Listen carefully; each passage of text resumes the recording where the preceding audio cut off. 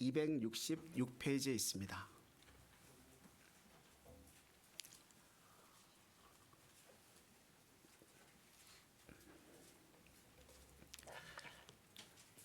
신명기 4장 15절부터 31절까지의 말씀을 이제 봉독합니다. 하나님의 말씀을 경청하십시오. 여호와께서 호렙산 불길 중에서 너희에게 말씀하시던 날에 너희가 어떤 형상도 보지 못하였은즉 너희는 깊이 삼가라. 그리하여 스스로 부패하여 자기를 위해 어떤 형상대로든지 우상을 새겨 만들지 말라. 남자의 형상이든지 여자의 형상이든지 땅 위에 있는 어떤 짐승의 형상이든지 하늘을 나는 날개 가진 어떤 새의 형상이든지 땅 위에 기는 어떤 곤충의 형상이든지 땅 아래 물속에 있는 어떤 어족의 형상이든지 만들지 말라. 또 그리하여 내가 하늘을 향하여 눈을 들어 해와 달과 별들 하늘 위의 모든 천체 곧 너희의 하나님 여호와께서 천하 만민을 위하여 배정하신 것을 보고 미혹하여 그것에 경배하며 섬기지 말라. 여호와께서 너희를 택하시고 너희를 새 풀무불 곧 애굽에서 인도하여 내사 자기 기업의 백성을 삼으신 것이 오늘과 같아도 여호와께서 너희로 말미암아 내게 진노하사 내게 요단을 건너지 못하며 내 하나님 여호와께서 내게 기업으로 주신 그 아름다운 땅에 들어가지 못하게 하리라고 맹세하셨은즉 나는 이 땅에서 죽고 요단을 건너지 못하려니와 너희는 건너가서 그 아름다운 땅을 얻으리니 너희는 스스로 삼가 너희의 하나님 여호와께서 너희와 세우신 언약을 잊지 말고 내 하나님 여호와께서 금하신 어떤 형상의 우상도 조각하지 말라. 내 하나님 여호와는 소멸하는 불이시요 질투하시는 하나님이시니라. 내가 그 땅에서 아들을 낳고 손자를 얻으며 오래 살 때에 만일 스스로 부패하여 무슨 형상의 우상이든지 조각하여 내 하나님 여호와 앞에 악을 행함으로 그의 노를 일으키면 내가 오늘 천지를 불러 증거를 삼노니 너희가 요단을 건너가서 얻는 땅에서 속히 망할 것이라. 너희가 거기서 너희의 날이 길지 못하고 전멸될 것이니라. 여호와께서 너희를 여러 민족 중에 흩으실 것이요 여호와께서 너희를 쫓아보내실 그 여러 민족 중에 너희의 남은 수가 많지 못할 것이며 너희는 거기서 사람의 손으로 만든 바 보지도 못하고 듣지도 못하며 먹지도 못하며 냄새도 맡지 못하는 목석의 신들을 섬기리라.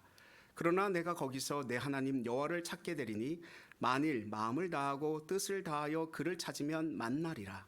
이 모든 일이 내게 임하여 환난을 당하다가 끝날에 내가 내 하나님 여호와께로 돌아와서 그의 말씀을 청종하리니 내 하나님 여호와는 자비하신 하나님이심이라. 그가 너를 버리지 아니하시며 너를 멸하지 아니하시며 내 조상들에게 맹세하신 언약을 잊지 아니하시리라. 아멘. 이것은 살아계신 하나님의 말씀입니다. 할렐루야. 하나님의 크신 사랑과 은혜, 그 복이 저와 여러분에게 가득히 넘치기를 바랍니다. 어떤 사람이 어떤 젊은이에게 이렇게 물었어요. 당신은 왜 교회 갑니까? 이런 질문을 혹 받아보신 적이 있으신지요? 왜 교회 가니? 거기에 우리들은 어떤 대답을 하게 됩니까? 그 젊은이는 이렇게 대답을 했어요. 지옥 갈까봐. 어떤 분은 무슨 젊은 사람이 그런 말을 그렇게 하나 이렇게 생각되어질 수도 있는데 저는 그 젊은이가 대답했던 지옥 갈까봐라고 하는 이 대답이 굉장히 신앙적인 대답이라고 생각이 듭니다. 오늘날 많은 사람들은 하나님의 나라, 이 천국, 우리의 본향, 우리의 꿈꾸는 나라, 거기에 대한 소망과 희망을 가지고 있지만 지옥에 대해서는 잘 생각하지 않는 경향이 굉장히 커지고 있거든요. 그래서 천국과 지옥을 이야기하면 무슨 지금 시대가 어느 때인데 그런 이야기를 하느냐 이렇게 생각하시는 분들도 간혹 있는 것 같습니다. 하나님이 율법을 주실 때 따뜻하고 사랑스러운 소리로 이렇게 말씀을 주시지 아니하시고요. 우레소리, 불이 막 이렇게 내리는 그 상황 가운데 율법을 이렇게 선포하셨단 말입니다. 왜 그러냐면 하나님을 경외해야 되는 그런 율법이기 때문에 그래요. 이 말씀을 정확하게 지켜야 하는 율법이기 때문에 그래요. 처음에 율법을 받아들일 때 아무렇지도 않게 이렇게 받아들이면 안 되기 때문에 처음에 율법은 참 무겁고 힘든 것으로 우리가 받아들여지지만 율법을 알게 되고 율법 속으로 들어가게 되면 율법이라고 하는 것이 우리에게 구원이라고 하는 곳으로 갈 수 있도록 도움을 주는 것이구나. 나라고 하는 존재가 어떤 존재인지, 내가 어떤 삶을 살고 있는지, 내가 어떻게 살아가야 되는지에 대한 부분들을 잘 가르쳐 주시는 하나님의 말씀이구나. 그 말씀이 나를 이끌어서 구원으로 이끌어가는 그런 통로가 되는구나. 그래서 나중에 율법이 무겁게 느껴지지 않고요. 율법이 힘들게 느껴지지 않아요. 이게 예수 그리스도 안에 있는 사람들의 모습 아닙니까? 그러나 그 율법을 알지 못하는 사람들에게는 그 율법을 소홀히 여기거나 경홀히 여기면 안 되기 때문에 엄히 다스리는 거죠. 학교에서 선생님이 탁자를 이렇게 치면 사람들이 집중하지 않습니까? 그래서 하나님께서도 율법을 주실 때 아주 강력하게 이건 나에게 집중해야 되는 말씀이고 내가 지금 당신들에게 백성들에게 주고 있는 하나님의 크신 사랑의 말씀이야 라고 하는 것을 전달해 주기 위해서 그 상황 속에서 그렇게 이야기하고 있는 것이죠. 오늘 15절 말씀 같이 한번 읽겠습니다. 여호와께서 호렙산 불길 중에서 너희에게 말씀하시던 날에 너희가 어떤 형상도 보지 못하였은즉 너희는 깊이 삼가라. 아멘. 지금 모세가 가나안 땅 들어가기 바로 직전에 이스라엘 백성들을 이렇게 앉혀놓고 지금 하나님께서 어떻게 우리를 이끌어 왔는지에 대한 여정을 지금 설교하고 있는 상황인 거거든요.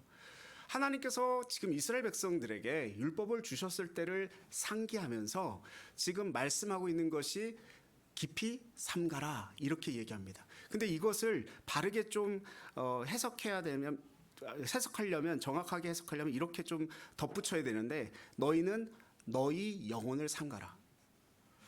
물론 이 단어가 빠져도 의미가 흐트러지지 않으니까 그러니까 아마 빠뜨렸을 텐데 근데 이 삼가라고 하는 말과 너희 영혼을 삼가라라고 하는 말은 뉘앙스가 다르지 않습니까?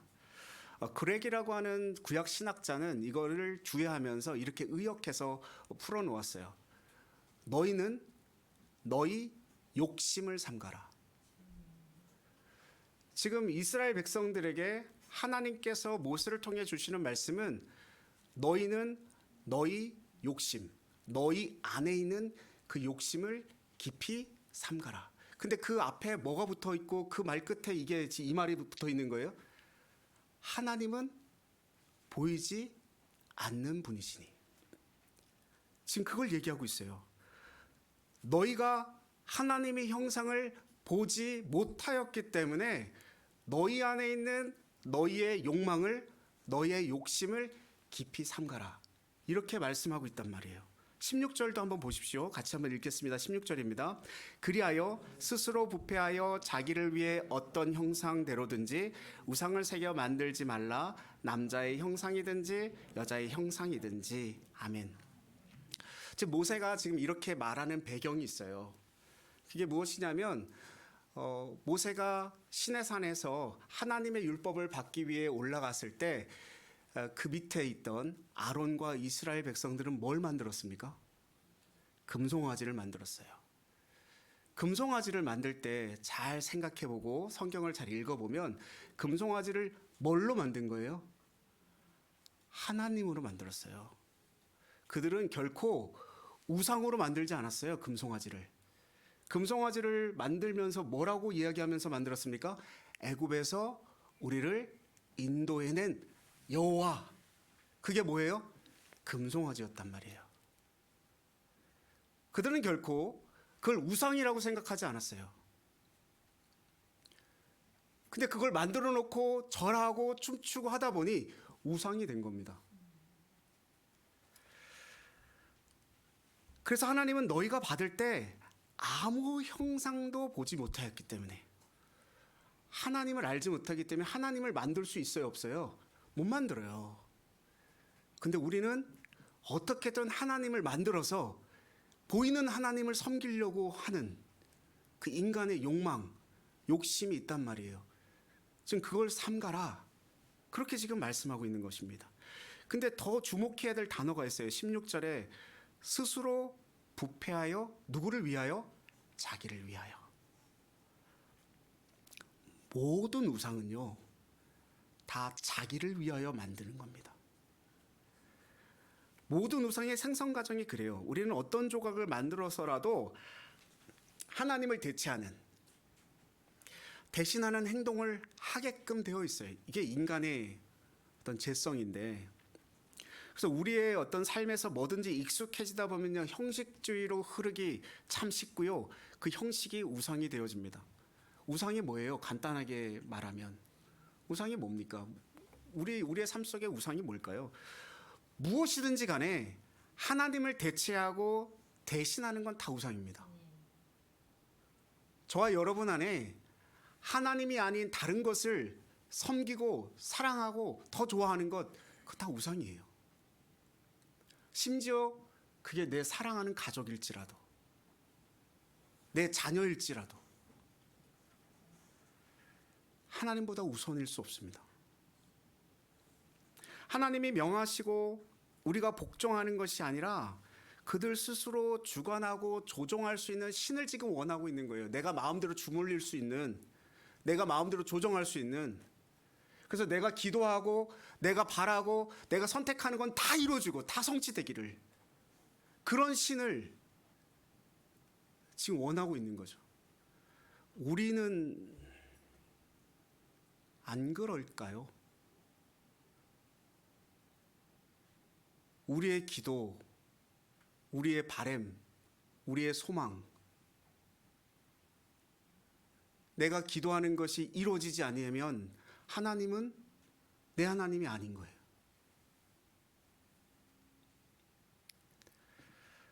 우리에게 명령하시고 우리가 복종해야 할 하나님을 따르기보다는 우리가 조정하고 우리 마음대로 다스릴 수 있는 그런 신을 이 시대 사람들도 원한단 말이에요. 그래서 신약에서도 계속해서 우상 숭배하지 말라고 얘기하죠. 골로새서 3장 5절에 탐심은 우상 숭배니라 말합니다. 우리의 욕망과 욕심, 그게 우상 숭배라고 분명히 말씀하고 있어요. 이 땅에 발 딛고 살아가면서 무엇을 위하여 살아가고 계십니까? 무엇을 하든지 솔직하게 생각해보면 다 나를 위해서잖아요. 그것이 우상 숭배라는 겁니다. 이것으로 인하여 하나님의 진노가 임하는데, 24절 말씀 한번 보십시오. 같이 한번 24절 말씀 같이 읽습니다. 내 하나님 여호와는 소멸하는 불이시요 질투하시는 하나님이시니라. 아멘. 언약을 배반하면요, 하나님은 소멸하는 불이 되시고 질투하시는 하나님이시기 때문에 그들을 심판하실 것이다, 이렇게 말합니다. 질투라고 하는 것은 어떤 관계 속에서 이루어집니까? 사랑하는 관계 개념이 거기 들어가 있는 거 아닙니까? 사랑하지 않으면 질투가 나지 않잖아요. 요즘은 그 버스를 타거나 또는 어떤 공공장소에 이렇게 있다 보면 이 젊은 연인들이 굉장히 대담해요. 입맞춤을 하고 막 이렇게 손을 막 계속 비비고 막 이런 것들을 이렇게 보게 돼요. 좀 민망한데 저는. 근데 그걸 보면서도 하나 질투가 안 나요. 왜 질투가 하나도 안 나냐면 그들과 저는 상관이 없습니다. 그들이 서로 사랑하든 뭐 사랑하지 않든 저는 그거에 뭐 질투가 나지 않습니다. 우리 그렇지 않습니까? 뭐가 질투가 나냐면 내가 사랑하는 누군가가 또 다른 누군가를 사랑하게 되면 그게 질투가 나는 거잖아요. 내가 거룩하니 너희가 거룩하다. 이게 이 말씀은요, 이 거룩이라고 하는 것은요, 이 상태가 아니라 관계 개념을 이루는 이 말이거든요. 그러니까 하나님이 우리밖에 모르신대요. 난 너밖에 없어. 아, 숨 막혀. 왜 나밖에 없다고 그러시지? 뭐 이렇게 생각하실 분이 계실 수도 있는데, 근데 그 한 사람 한 사람을 다 생각하시면서 나는 너밖에 없어, 이렇게 말씀하시는 하나님이라는 것입니다. 그러니까 나는 너밖에 모르니까 한눈 팔면 안 돼. 너 나 말고 다른 거 좋아하면 안 돼. 다른 거 사랑하면 안 돼. 이것을 하나님께서 지금 말씀하고 있어요. 근데 이런 하나님의 표현을 볼 때마다 납득이 안 갈 때가 가끔 있거든요. 왜냐하면 왜 나 같은 초라하고 연약한 존재를 질투하실까? 그 전지전능하시고 영원불변하시고 무소부재하시고 절대주권을 가지고 계신 그 하나님께서 뭐가 부족하시다고, 뭐가 없으시다고 나 같은 거를 이렇게 질투하고 계실까? 그러니까 이 질투하시는 하나님이시라고 하는 것, 이것 자체가 이미 하나님이 우리에 대한 사랑을 표현하고 계시고 나타내고 계시고 증거하고 계시다라고 하는 사실입니다. 그 거룩하고 열렬한 호흡 앞에서 우리가 하나님을 만날 때 귀한 하나님의 은혜가 저와 여러분의 삶 속에 있기를 원합니다. 이런 경고를 받은 어떤 권면을 받은 이스라엘 백성들이 어떻게 될까요? 26절 한번 보십시오. 같이 한번 읽습니다. 26절입니다. 내가 오늘 천지를 불러 증거를 삼노니 너희가 요단을 건너가서 얻는 땅에서 속히 망할 것이라. 너희가 거기서 너희의 날이 길지 못하고 전멸될 것이니라. 아멘. 우리는 이스라엘의 역사를 통하여 이렇게 된 것을 이미 알고 있어요. 우리는 성경을 많이 읽어봤고 설교도 참 많이 들었으니까 그런 것을 알고 있습니다. 그러니까 이스라엘 백성들이 가나안에 들어가서 우상을 섬기면 얼마나 많은 다른 나라의 침략을 당하고 공격을 당했습니까? 결국 북이스라엘은 아수르의 멸망을 당하고 남유다는 바벨론의 멸망을 당하게 되죠. 그리고 바벨론의 포로로 끌려가서 그 나라가 섬기는 우상을 또 섬기게 됩니다. 이게 이스라엘 백성들의 말로예요. 근데 그게 끝이 아니라 그 잡혀간 곳에서 우상의 허무함을 계속 깨닫게 되어지는 거예요. 그렇다면 이런 우상 숭배자를 하나님께서 어떻게 구원하시는가 하는 게 오늘 말씀 가운데 나와 있는 거죠. 29절 30절 같이 한번 읽어보겠습니다. 그러나 내가 거기서 내 하나님 여호와를 찾게 되리니 만일 마음을 다하고 뜻을 다하여 그를 찾으면 만나리라. 이 모든 일이 내게 임하여 환난을 당하다가 끝날에 내가 내 하나님 여호와께로 돌아가서 그의 말씀을 청종하리니. 아멘. 모든 일이 내게 임하여서 환난을 당하고 고난을 당하고 고통을 당하는 그런 시간 가운데 끝날이 되었을 때 하나님께로 돌아오게 되어서 여호와의 말씀을 청종하게 될 것이다 하는 게 하나님의 약속의 말씀이고 예언의 말씀이에요. 이 말씀을 청종한다라고 하는 것은 무엇일까요? 이스라엘 백성들이 다시 한번 하나님이 주셨던 율법의 말씀을 지키며 살아간다라고 하는 의미일까요? 물론 일부분 하나님의 말씀, 그 율법을 지키며 살아가는 것이 이루어지긴 합니다만 인간은, 저와 여러분 모두는 죄인이기에 그 율법을 온전히 완벽히 다 이행하면서 살아가기는 불가능합니다. 그러면 지금 그 말씀을 청종하리니 라고 하는 이 말씀은 무슨 일일까요? 여호와께로 돌아와서 그 말씀을 청종하는 일은 바로 예수 그리스도를 믿는 것, 그것을 말합니다. 그러니까 예수님을 믿는다라고 하는 것은 우리의 탐심이 그를 죽였다, 이것을 시인하는 거예요. 우리가 죄인이다, 우리가 그를 죽였고 하나님께서 그를 다시 살리셔서 부활을 통해 우리 죄인을 다시 한번 구원에 이르게 하셨다, 이걸 우리가 믿게 되어지는 거죠. 그래서 예수님이 십자가에 지시고 부활 승천하신 후에 오순절 마가의 다락방에 성령의 임하시니 그의 사도들이 깨닫기 시작합니다. 뭐가? 그들이 가지고 있는 우상 숭배가 무엇인지를 깨닫기 시작해요. 내가 잘못 살아온 그 삶의 모습이 뭐가 지금 하나님을 섬기는 것이고 뭐가 하나님을 섬기지 않는 것인지가 구별되어지기 시작합니다. 그래서 사도들의 삶이 달라졌어요. 오순절 마가의 다락방 성령이 임하셨을 때 그 이전과 그 이후의 삶이 완전히 달랐어요. 자 보세요. 그들은 예수 그리스도와 함께하지 않았습니까? 함께했습니까? 함께했습니다. 그 전에도 함께하고 있었고 그 이후에도 함께하고 있었어요. 근데 성령의 가르치심과 성령의 생각하게 하심이 임할 때에 그들의 삶은 내가 지금 우상 숭배를 하고 있었구나, 하나님을 섬기는 것이 아니었구나, 그것을 분명하게 깨닫고 난 뒤에 오직 하나님만을 섬기는 인생의 길로 바뀌어지게 되어지는 것이죠.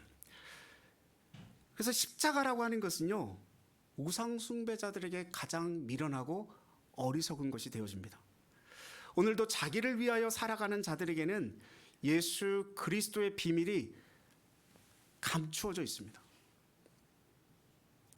그래서 자기를 위해서 하나님이 나의 주인이 되시고 하나님이 나의 구주가 되어지신다라고 하는 것을 믿지 않는 사람들, 그것을 받아들이지 못하는 사람들에게는 예수 그리스도의 복음의 생명의 비밀이 감추어져 있어요. 그들은 아무리 보려고 하고 아무리 발견하려고 해도 볼 수가 없습니다. 철저하게 감추어져 있어서. 그러나 주께로 돌아온 자들에게는 예수 그리스도의 십자가, 그것이 우상을 파괴하는 능력이 되어서 돌아오게 되어지는 거예요. 이런 분들은요, 더 이상 자기 자신을 믿지 않습니다. 자기를 위한 것이라고 여기며 자기의 손으로 만들어낸 그 어떤 것도 자기를 구원할 수 없다라는 것을 분명하게 깨달았기 때문에 그래요. 그래서 사도 바울은 모든 것들을 배설물로 여긴다라고 고백하죠. 오늘날도 그렇고 그 1세기를 살았던 그리스도인들은요, 예수 그리스도의 생명을 깨닫게 되면, 예수 그리스도의 십자가의 복음을 받아들이게 되면 내게 있는 모든 것이 다 배설물로처럼 여겨진다, 이런 고백이 나와요.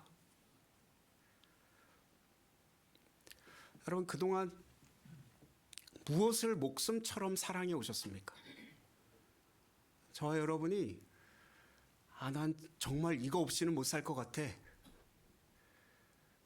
하나님이 나의 전부이십니다. 하나님이 나의 구원자이십니다. 하나님이 나의 통치자이십니다. 하나님이 나의 창조주 되십니다. 라고 고백하면서 그 하나님보다 더 사랑하고 더 좋아하는 것이 있었다면 우리는 우상을 숭배하고 있었던 거겠죠. 저희 사모가 이 자리에 있어서 좀 얘기하기 좀 그런데, 저희 아내를 만났을 때 너무 좋은 거예요.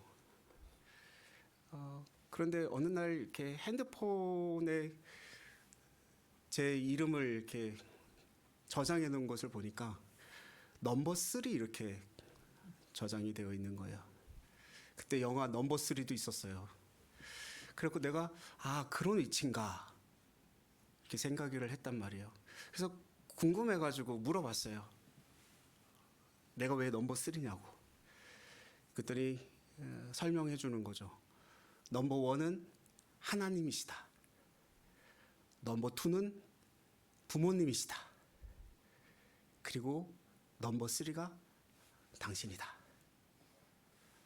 저는 그 말에 충격을 받았습니다. 왜냐하면 그 청년의 시절에 저희 신앙이 좀 얕았고 도저히 이해가 안 가는 게, 나를 좋아한다고 하고 나를 사랑한다고 하면 내가 넘버 1이 돼야지. 왜 넘버 3야? 전 도대체 이해가 안 갔어요. 이해가 되십니까? 신앙이 되게 좋으신 분들이죠. 저는 도통 이해가 안 갔어요. 그래서 막 화가 나더라고요. 저 사람이 나를 사랑하는 것이 맞나? 저 사람이 나를 좋아하는 것이 맞나? 근데 그거보다 내가 저 사람을 좋아하고 사랑하는 게 더 크기에 그냥 만나긴 했는데, 그래도 막 시간이 지나면서도 좀 찜찜해요. 근데 이렇게 말을 해주더라고요. 결혼을 만약에 하게 되면 부모님이 넘버 3가 되고 내가 넘버 2까지는 된다. 근데 넘버 1은 안 된다라는 거예요. 근데 시간이 지나고 제 신앙이 성장하고 말씀 앞에 서게 되니까 왜 그렇게 이야기했는지, 그것이 신앙인으로서 우리가 나아가야 할 방향이어야 한다는 것을 깨닫게 됩니다. 여러분이 사랑하는 것이 과연 뭐가 있으십니까? 하나님보다. 돈이십니까? 권력이십니까? 명예이십니까? 내 부모님, 내 자녀. 무엇이 더 하나님보다 더 사랑하는 하시는 것입니까? 때론 나의 안정과 내 번영, 특별히 교회를 섬기고 있는 우리들에게 가장 큰 우상은 부흥 성장입니다. 어떤 대단한 업적이에요. 그게 하나님보다 더 우선됩니다.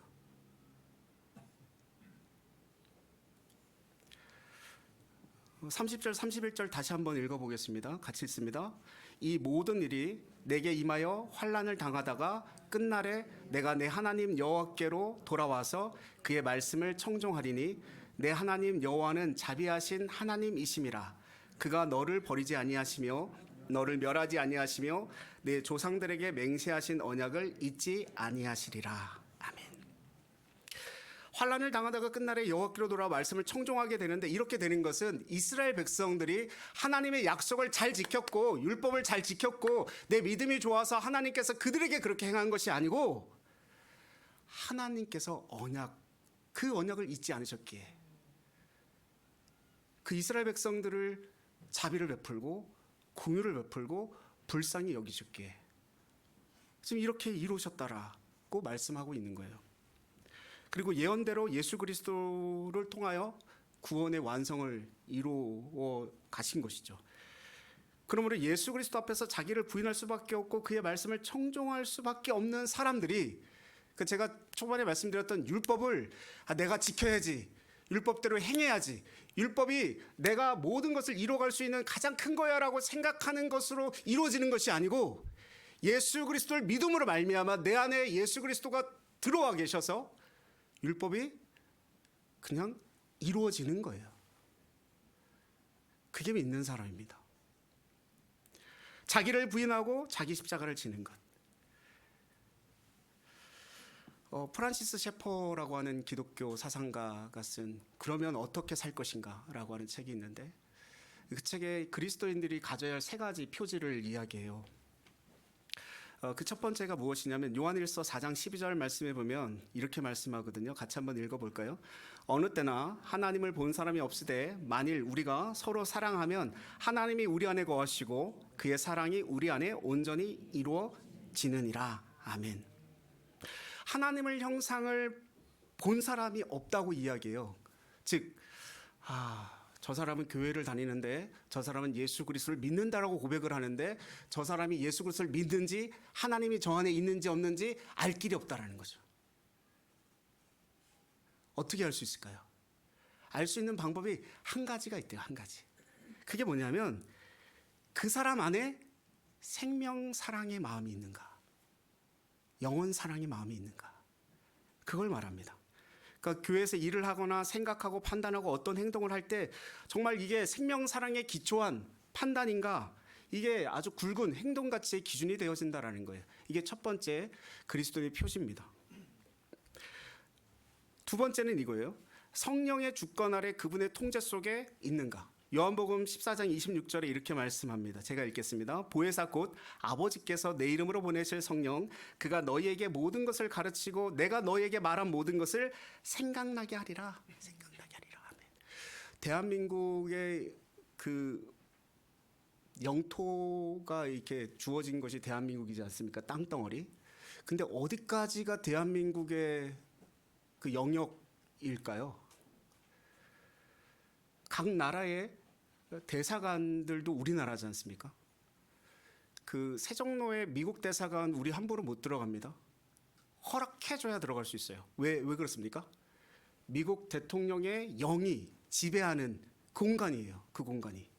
그러니까 거기는 우리나라 땅이 아니고 미국 땅인 거죠. 마찬가지입니다. 지금 이 땅에 우리가 발을 딛고 살아가고 있는데 하나님께서 하나님의 나라를 요만큼 우리에게 허락해 주셨어요.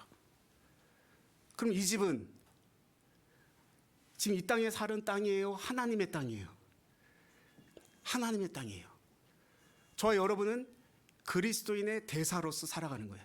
그게 뭘 얘기하냐면 성령의 지배와 통치하에 살아가게 된다는 거예요. 우리를 생각나게 하시고 가르치신다라고 하는 것은 무언가를 그냥 떠올리고 기억하게 하는 것으로 그치는 것이 아니에요. 그것을 넘어서서 인식하는 거예요. 성령님이 나와 함께 하시는 것, 그분이 나를 통치하고 계시고 나를 지배하고 계시고 나를 이끄시고 계시다라는 거 하는 것을 인식하며 계속 살아가는 것, 그게 성령님의 통치 안에 살아가는 사람들의 모습입니다. 이것이 두 번째 그 모습이에요. 만약에 이게 없으면 사사기의 삶을 살아가는 거 아닙니까? 각기 소견에 오른 대로 살아가니라. 그러니까 우리의 모든 호흡, 생각도 성령의 통제 아래 들어와 있는가? 이게 그리스도인의 두 번째 표지입니다. 세 번째는 그리스도의 표지는 뭐냐면 예수님이 뭘 기뻐하실까 하는 겁니다. 요한복음 8장 29절에 이렇게 말씀하고 있어요. 같이 한번 읽어보겠습니다. 나를 보내신 이가 나와 함께 하시도다. 나는 항상 그가 기뻐하시는 일을 행함으로 나를 혼자 두지 아니하셨느니라. 아멘. 하나님께서 예수님을 이 땅에 보내셨어요. 근데 그 예수님께서 뭐라고 하시냐면 나는 항상 그는 누굽니까? 하나님이시죠. 나는 항상 하나님이 기뻐하시는 일을 행한다. 이게 예수님의 고백이었어요. 예수님이 이 땅 가운데 행했던 모습들이 다 하나님이 기뻐하시는 일을 행했다라고 고백하는 것입니다. 적어도 저와 여러분 입술의 고백 가운데 예수 그리스도를 믿습니다라고 고백한다면 우리의 구주가 되시는 그분이 우리가 뭘 하면 기뻐하실까 생각해 보는 게 그리스도인 아니겠습니까? 기계적으로 종이라서 그런 마음을 갖는 게 아니라 사랑하는 마음 가운데 그런 생각과 그런 고민을 하게 되는 거죠. 결혼하게 되면 아내들이 하루 종일 남편 기다리면서 무슨 생각을 할까요? 물어보고 싶은데 무슨 생각하셨는지. 제가 생각해 보기를 이렇지 않았을까. 남편이 하루 종일 바쁘게 일하고 지쳐있는 그 사람을 생각하면서 이 사람에게 어떤 맛있는 음식을 해주면 마음의 위로가 될까? 마음이 풀어줄까? 저 상대방에게 어떻게 하면 저 사람의 마음이 기뻐할까? 이것을 생각하며 기다리지 않았을까요? 이게 정상적인 관계라면 상대방이 뭘 기뻐할까를 늘 생각하는 것이잖아요. 정확히 그 개념이에요. 여러분, 그리스도의 표지는 하나님이 기뻐하시는 것을 생각하며 살아가는 사람입니다. 저와 여러분이 날마다 하나님을 기뻐하시는 연습, 그걸 행할 수 있길 바라요. 이 세 가지 표지가 그리스도인에게 분명히 드러나야 됩니다. 첫째는 내가 생명을 사랑하나, 둘째는 성령님의 주권과 통치 밑에 있는 인식과 감각을 내가 늘 인지하고 살아가고 있는가, 세 번째는 그분이 나를 보내시니 그분이 기뻐하실 일에 내가 열렬한 어떤 사랑의 마음을 가지고 있나, 이것을 잊지 않아야 됩니다. 이게 하나님이 우리를 그리스도 안에 살아가게 하신 궁극적인 중요한 이유입니다. 이런 삶을 매일 반복해서 앞으로 가다 보면요, 우리 속에 그리스도의 형상이 이루어집니다. 그리스도의 성품을 닮아가게 됩니다. 그게 성화라고 이야기하는 것이겠죠. 저와 여러분 안에 하나님이 계십니까? 저와 여러분 안에 예수님이 계십니까? 주님께서 새롭게 선물한 하루하루의 삶 속에 그리스도인의 이 세 가지 표지가 저와 여러분의 삶 속에 순종되어지고 확인되어지는 은혜가 날마다 있기를 주님의 이름으로 축원드립니다. 기도하겠습니다. 하나님 아버지, 우리 마음속에 만들어진 수많은 우상이 있습니다. 스스로 부패하여 자기를 위하여 만든 우상들이 있습니다. 이 시간 저희들이 하나님의 임재 앞에 서서 우상을 내려놓고 하나님만 경배하며 섬기기를 원합니다. 거룩하신 하나님 앞에서 거룩한 하나님의 종이 되게 하옵시고, 하나님 앞에 회개하고 돌이켜 하나님만 찾고 섬기는 하나님의 백성들 다 되게 하여 주옵소서. 주님께서 새롭게 선물한 하루하루의 삶 속에서 그리스도인으로서의 모습으로 순종하며 순간순간을 확인하는 은혜의 삶을 살게 하여 주시옵소서. 예수 그리스도 이름으로 기도드리옵나이다. 아멘.